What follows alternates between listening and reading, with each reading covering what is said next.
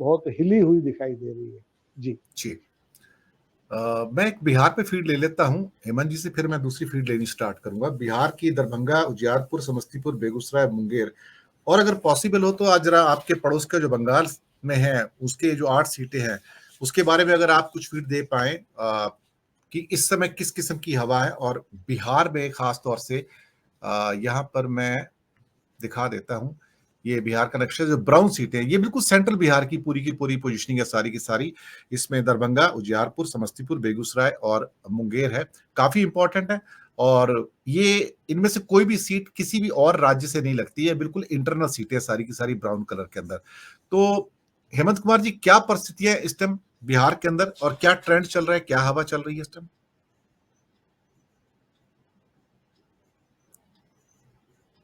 दिनेश जी धन्यवाद। हमारे यहाँ मोदी जी 13 तारीख फिर आ रहे हैं, तो मोदी जी का यह छठा दौरा होगा बिहार का चुनाव होने के बाद। तो मोदी जी की जो घबराहट है उससे बिहार को आप को देख सकते हैं। सर आपकी आवाज कट रही है बिहार सर, किस दिशा में जा सर रहा है। आपकी आवाज बहुत कट बिहार कट में के आ रही है sir, there is a problem sir.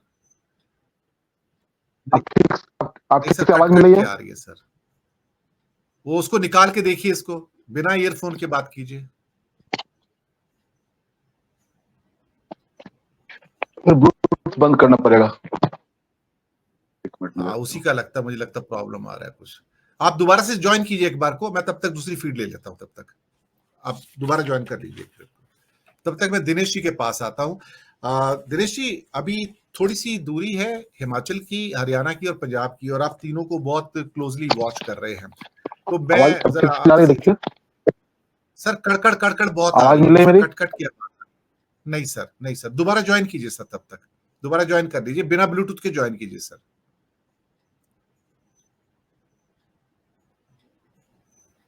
Sir दोबारा ज्वाइन कर लीजिए हेमंत जी। हेमंत जी, चलिए कोई बात नहीं, मैं तब तक फीड ले लेता हूं दिनेश जी से। दिनेश जी, हरियाणा, पंजाब, हालांकि ये आखिरी फेजेस में है सारे के सारे, और हिमाचल भी, आपके हिसाब से क्या पिक्चर निकल के आ रही है? सबको नमस्कार। ये जो 4th फेज अब आपका सामने है, और हिमाचल हमारे यहाँ तो 7th फेज में इलेक्शन है, और we are the last to cast vote for this Lok Sabha as well as Himachal का जो बाई इलेक्शन है 6 सीट्स पर असेंबली का। आप देखिए कि there are 13 seats in Punjab, 10 in Haryana and 4 in Himachal Pradesh. अभी का हम जो हिमाचल को देखें तो चार में से 3 सीटें इस वक्त बीजेपी के पास हैं और एक कांग्रेस के पास है, मंडी वाली सीट। उसके अलावा हरियाणा की जो स्थिति है वो कमोबेश इस तरह की है कि वहां सारे के सारे ही अभी 10 के 10 एमपीज जो हैं वो भारतीय जनता पार्टी से है। पंजाब में स्थिति अलग तरह की है, वहां आम आदमी पार्टी का अपना दबदबा है और उन्होंने लगातार वहां पर अपने आप को इम्प्रूव किया है। मसला ये नहीं है कि हम वहां क्या कर रहे हैं, किस तरह से क्या रुझान चल रहा है। जो परिस्थितियां हम पीछे से देखते आ रहे हैं उनमें कोई ज्यादा लंबा चौड़ा बदलाव नहीं है, लेकिन हरियाणा का मैं जब ये देख रहा हूं वहां पर जिस तरह से इस वक्त डिस्टेबलाइज हो चुकी है सरकार, और वो ये सारा घटनाक्रम उस दिन हुआ जिस दिन प्रधानमंत्री फोन करते हैं खट्टर जी को कि आप जरा दिल्ली आइए, आपसे मुलाकात करनी है, और वो मुलाकात के बाद वापस लौटते हैं और अगले दिन पता लगता है कि आप मुख्यमंत्री नहीं रहे। तो ये जो घटनाक्रम था, इसके साथ इस वक्त वो जो हाउस है असेंबली का, उसमें 40 हरियाणा में 40 बीजेपी के पास हैं और 30 कांग्रेस की सीटें हैं, जेजेपी के पास 10 हैं, टोटल 90 वहां पर है। तो इनका इम्पैक्ट कहीं ना कहीं आपको लोकसभा चुनावों के ऊपर इस घटनाक्रम का भी देखने को मिल रहा है। हरियाणा में बाकी की चीजें जो इस वक्त आप देख रहे हैं चुनाव में क्या चल क्या रहा है, चुनाव में कहीं कोई भारतीय जनता पार्टी किसी विजन की बात नहीं कर रही है, किसी मुद्दे को नहीं सामने ला रही है। उनके पास सिर्फ एक ही एजेंडा है कि किसी तरह सोसाइटी में डिवाइड क्रिएट किया जाए, चाहे वो हिंदू मुस्लिम का हो, चाहे वो कास्ट के ऊपर हो, चाहे वो किसी दूसरे फैक्टर्स को सामने देखकर आगे करें। तो ऐसे में यहाँ तक कि खट्टर साहब जो करनाल से अब चुनाव लड़ रहे हैं एमपी का, ये अपने आप में एक बड़ी हैरत की बात है कि भारतीय जनता पार्टी में इस तरह का जो रवैया है वो समझ नहीं आता है। जिनको अभी आराम करना चाहिए था इस उम्र में, उनको आप दौड़ा रहे हैं खेत और खलिहान में। तो ये सब चीजें जो है मुश्किल में पड़ी हुई परिस्थितियां जो भारतीय जनता पार्टी फेस कर रही है, उसकी वजह से ऐसी स्थितियां बनी हैं। उधर अगर मैं पंजाब की बात करूं, अभी 10 सीटों में से मैं जो हिमाचल के साथ कनेक्ट होता एरिया है, चाहे वो अंबाला का है, चाहे इधर आप चले जाए, अंबाला हिमाचल के नजदीक की बात करता हूँ, हिमाचल के साथ कनेक्टिविटी ज्यादा नहीं है। आप उधर उत्तराखंड है, हरियाणा, थोड़ा हरियाणा के साथ पंचकुला एक है, जो पंचकुला कालका जो है एरिया वो हिमाचल को कनेक्ट करता है। तो वहां पर भी कमोबेश ऐसा नहीं है कि भारतीय जनता पार्टी को हम इस वक्त हल्के से ले। मैं यहाँ पर दूसरी चीज बार बार कहना चाहूंगा कि मुद्दों को जितने बढ़िया इस वक्त भारतीय जनता पार्टी के खिलाफ बातें बोलने को हैं, मुद्दे कांग्रेस के पास हैं, वो उनको जनता तक पहुंचाने में उतनी समर्थ मुझे नहीं लग रही है अभी भी, जितना वो कर सकते हैं। उनका चाहे वो आईटी सेल है, चाहे उनका दूसरे स्पोक्स पर्सन है, वो उस धार के साथ काम नहीं हो रहा है जिसके साथ इस वक्त होना चाहिए। इसके अलावा भारतीय जनता पार्टी जो है वो अपने ग्रास रूट लेवल पर, पन्ना प्रमुख लेवल पर काम कर रही है।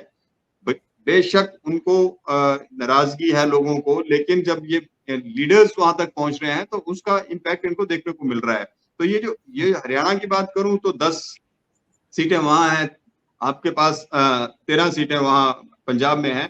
तो यहाँ लगभग एक बराबर जैसे का आपको माहौल देखने में मिलेगा कि 5 या 6 एक तरफ को चली जाएंगी, 5 या 6, 4, 6, 6, 4 का कुछ आंकड़ा हरियाणा में, और इसी तरह की परिस्थिति आपको पंजाब में देखने को मिलेगी। वो जो पंजाब वाली स्थिति है वो अलग तरह की है। वहां बीजेपी अपना खाता खोल पाए ना खोल पाए वो अलग बात है। वहां बड़ा मुश्किल है बीजेपी के लिए अपने आप को एस्टेब्लिश करना। वहां कांग्रेस जरूर बेटर कर पाएगी, लेकिन बीजेपी वहां पर पंजाब में मेरे को नहीं लगता कि वो कुछ और अभी, क्योंकि भगवंत मान वहां बहुत सारे मुद्दे इकट्ठे एक साथ हो गए हैं। वहां कांग्रेस का फैक्टर एक अलग फैक्टर है, आम आदमी पार्टी का जो फैक्टर है वो बहुत स्ट्रांगली वहां पर अभी भी ट्रेवल कर रहा है ग्रास रूट लेवल पर। अब मैं अपने स्टेट हिमाचल की बात करता हूं। हिमाचल में बीजेपी का एजेंडा बड़ा क्लियर था। उनके पास 3 सीटों पर एमपी थे। उन 3 सीटों पर एमपी होने के साथ उन्होंने 2 एमपीज का टिकट जो है वो चेंज किया है। जो सीट उनके पास पिछली बार जो हारे थे वो मंडी वाली सीट, वहां से वो उन्होंने कंगना रनौत को वहां पर मैदान में उतार दिया है। दूसरा, वहां उन्होंने एमपी जो कांगड़ा से थे किशन कपूर, उनको उन्होंने टिकट नहीं दिया है। उनकी जगह उन्होंने वहां पर एक नए व्यक्ति को आजमाने का प्रयास किया है, और उसके खिलाफ भारतीय जनता पार्टी के राजीव भारद्वाज वो कैंडिडेट हैं, उनके खिलाफ उन्होंने वहां आनंद शर्मा जी, जो अभी तक राज्यसभा से वहां आते रहे हैं पार्लियामेंट में, वो राज्यसभा से कांग्रेस पार्टी के बड़े सशक्त दावेदार रहते थे, हमेशा ही वो वहां पर पहुंचते थे। इस बार वो चुनाव लड़ रहे हैं, और वो चुनावी जो दांव पेच है उसकी महारत उनके पास नहीं है, although he is very good orator. लेकिन इन परिस्थितियों में, इस वर्तमान परिस्थितियों में कांग्रेस पार्टी ने कितने सीरियसली हिमाचल के चुनाव को लिया है वो इस बात से देख सकते हैं आप कि एक तो डिस्टेबलाइज कर रही है भारतीय जनता पार्टी के लीडर्स पर आरोप लगता रहा ये कि हॉर्स ट्रेडिंग के साथ असेंबली को डिस्टेबलाइज किया और सरकार को डिस्टेबलाइज करने की कोशिश की।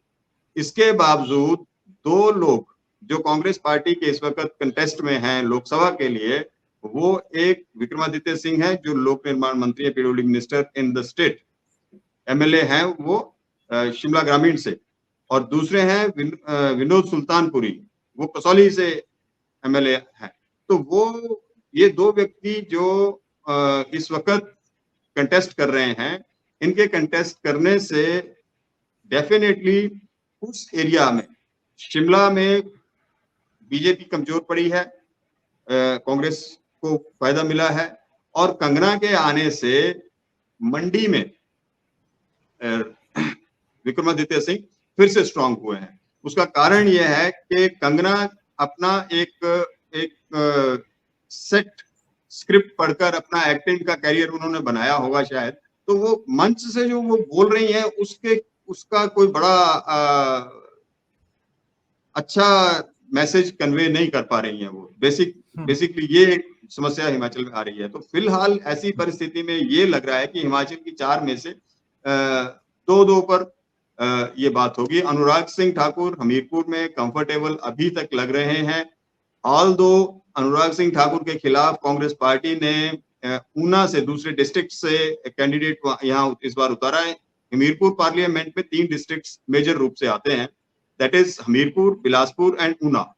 दो असेंबली सेगमेंट जो हैं वो कांगड़ा डिस्ट्रिक्ट से हैं, और एक असेंबली सेगमेंट जो है वो मंडी डिस्ट्रिक्ट से है। तो टोटल 17 सेगमेंट रहते हैं।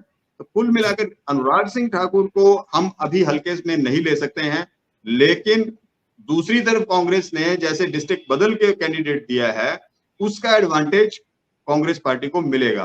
कांग्रेस पार्टी ने 3 बार वहां से कैंडिडेट दिया है, और उसका फायदा ये हुआ है कि 2 बार कांग्रेस पार्टी ऊना से कैंडिडेट देकर कैंडिडेट जिता चुकी है। तो देखना यह, ऑल दो पिछले 35 साल में लगभग की बात करूं, 35 years BJP is ruling the roots in Hamirpur parliament. कुल मिलाकर पूरे हिमाचल का, पंजाब का और यहाँ का, हरियाणा का मैं देखूं, इवन चंडीगढ़ सर, चंडीगढ़ में भी ये परिस्थिति है। इस बार मुश्किल में है बीजेपी वहां पर। तो देखना यह है कि ये कुल मिलाकर ये जो 27 और एक चंडीगढ़ 28 सीटें हैं, इनमें से 14 या ±1 आप 2 कर सकते हैं। तो इस तरह की परिस्थिति देखने को मिल रही है। जी बिल्कुल, आपने सही कहा, और मुझे लगता है पहली बार पिक्चर निकल के आई है हिमाचल, हरियाणा और पंजाब की, एक कंपोजिट पिक्चर। दिनेश जी बहुत बहुत धन्यवाद आपका। हेमंत जी, अब आप